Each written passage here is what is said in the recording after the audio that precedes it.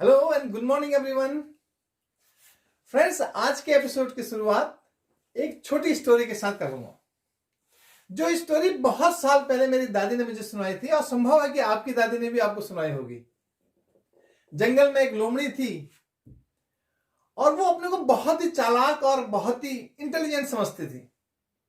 एक दिन बैठे बैठे उसके मन में ख्याल आया कि यार, सारी दुनिया में डेमोक्रेसी है, लेकिन हमारे जंगल में तो डेमोक्रेसी है ही नहीं। हमारे यहां तो पीढ़ियां दर पीढ़ियां ये लॉयन है, इसी का खानदान ही राजा बनता है, तो यहां भी डेमोक्रेसी होनी चाहिए। ऐसी बात सुनकर सोचकर वो उसने एक मीटिंग कॉल करी जानवरों की। जो जंगल में जानवर थे सबकी मीटिंग कॉल करी। उस मीटिंग में एलिफेंट आए, लॉयन आए, जिराफ आया, डियर आया और जितने भी तरह के जानवर हो सकते थे सब वहां पहुंचे। और सबने उससे पूछा, हाँ बहन लोमड़ी, बताओ क्यों बुलाया है? तो लोमड़ी ने कहा, भाइयों, पूरी दुनिया में डेमोक्रेसी है, वहां हर बार राजा बदलता है, लेकिन एक हम हैं जहां पीढ़ी दर पीढ़ी हमारा लॉयल ही, उसका खानदान ही राजा बनता है। यहां भी डेमोक्रेसी होनी चाहिए, यहां भी लोगों को मौका मिलना चाहिए कि राजा बदल सके। अब उसकी ये बातें सुनकर वहां पिन ड्रॉप साइलेंस हो गया। अब राजा के सामने, लॉयन के सामने कोई बोले तो कैसे बोले? जब काफी देर हो गई कोई कुछ नहीं बोला, तो लॉयन साहब खुद आगे आए और पूछा, बहन तुम ही बताओ किसको हम अब राजा बनाएं, जो मुझसे ज्यादा ताकतवर हो और मुझसे ज्यादा इंटेलिजेंट हो। अब फिर पिन ड्रॉप साइलेंस, कोई कैसे बोले?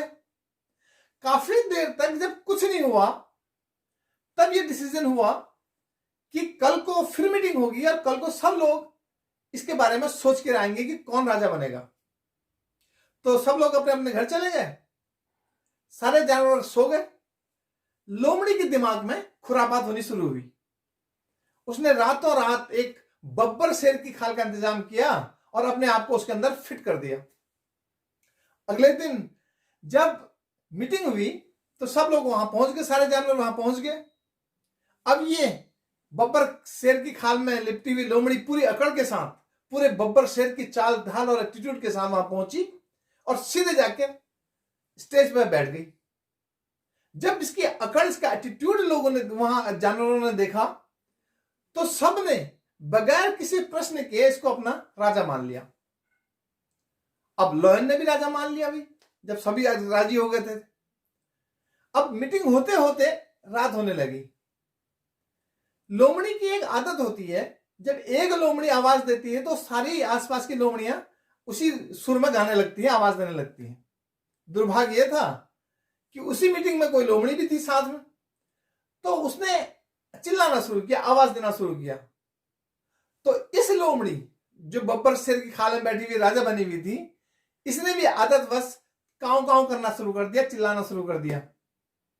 तो वहां मीटिंग में सारे जानवरों को लगा कि उनके साथ तो बहुत बड़ा धोखा हुआ और जो लॉयन था, एक्चुअल में जो किंग था, उसने मारा एक हाथ, एक झपट्टा मारा और उसको वहीं मार दिया।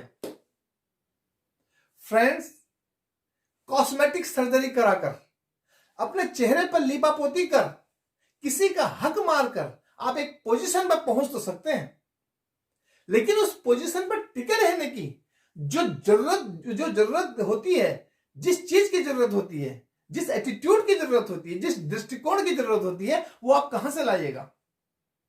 एटीट्यूड जीवन में आगे बढ़ने के लिए, सफलता हासिल करने के लिए, टिके रहने के लिए सबसे ज्यादा आवश्यकता होती है। ये कहीं से खरीदा भी नहीं जा सकता, ये कहीं से चुराया भी नहीं जा सकता, इसको अपने आप ही डेवलप करना पड़ता है। इसका एक और रियल लाइफ एग्जांपल आपको और देता हूं, एक प्रश्न के साथ देता हूं। प्रश्न यह है कि नरेंद्र मोदी इस देश के प्राइम मिनिस्टर क्यों हैं? भारत जैसे विशाल डाइवर्सिफाइड देश के प्राइम मिनिस्टर नरेंद्र मोदी क्यों हैं? क्या वो सबसे बड़े इकोनॉमिस्ट हैं? नो। क्या वो सबसे बड़े एजुकेशनिस्ट हैं? बिल्कुल नहीं। क्या वो सबसे बड़े साइंटिस्ट हैं? No, not at all. क्या वो सबसे अच्छे डॉक्टर, सबसे अच्छे इंजीनियर हैं? बिल्कुल भी नहीं।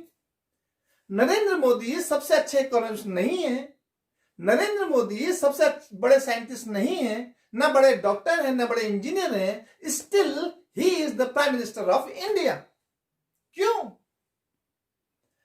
क्योंकि चीजों को समझने का, मुश्किलों का सामना करने का उनका जो दृष्टिकोण है, जो एटीट्यूड है, yes I can do, yes I can face the problem, ये वाला उनका एटीट्यूड जो है उनको अपने समकालीन सारे नेताओं से अलग श्रेणी में खड़ा करता है। इसीलिए नरेंद्र मोदी इस देश के प्राइम मिनिस्टर है। फ्रेंड्स, यूं तो आजादी के बाद इस देश में बहुत सारे पीएम आए, एक से एक लाजवाब पीएम आए। कोई इकोनॉमी में बहुत एक्सपर्ट था, कोई एग्रीकल्चर में बहुत एक्सपर्ट था, कोई डिफेंस में बहुत एक्सपर्ट था, और सबने अपनी अपनी क्षमता के अनुसार इस देश को आगे बढ़ाने में काम किया। लेकिन आप जानते हैं कि किसी की भी इतनी हिम्मत नहीं हुई कि आर्टिकल 370 को टच भी कर सके। ये नरेंद्र मोदी का एटीट्यूड ही था, ये उनका दृष्टिकोण ही था कि आर्टिकल 370 आज हमारे बीच में नहीं है, स्वर्गवासी हो चुका है। फ्रेंड्स, दुनिया की सबसे बड़ी इकोनॉमी में से एक, सबसे बड़ी मिलिट्री पावर में से एक, चाइना के खिलाफ उनका स्टैंड लो, पाकिस्तान के खिलाफ सर्जिकल स्ट्राइक या एयर स्ट्राइक का मामला हो, कोरोना के खिलाफ देश को एकजुट करने का थाली बजाना, ताली बजाना, यह सब उनका अभियान हो, उनको हर चीज कैसे फेस कर सकते हैं यह उनका एटीट्यूड दिखाता है। और उनको यस आई कैन डू वाला उनका एटीट्यूड दुनिया में अलग ही श्रेणी में खड़ा करता है। फ्रेंड्स, आपको सक्सेस हासिल करने के लिए, सफलता पाने के लिए सबसे ज्यादा इंटेलिजेंट होने की जरूरत नहीं है, सबसे ज्यादा स्मार्ट होने की जरूरत नहीं है, सबसे ज्यादा ताकतवर होने की जरूरत भी नहीं है। जिस एक चीज की जरूरत आपको होती है और जो सबसे आवश्यक है वो है चीजों को समझने का आपका अंदाज, चीजों को देखने का आपका एटीट्यूड, आपका internal attitude, that counts more. So if you want success in your life, think positive, be positive, and make your attitude always positive. Thank you.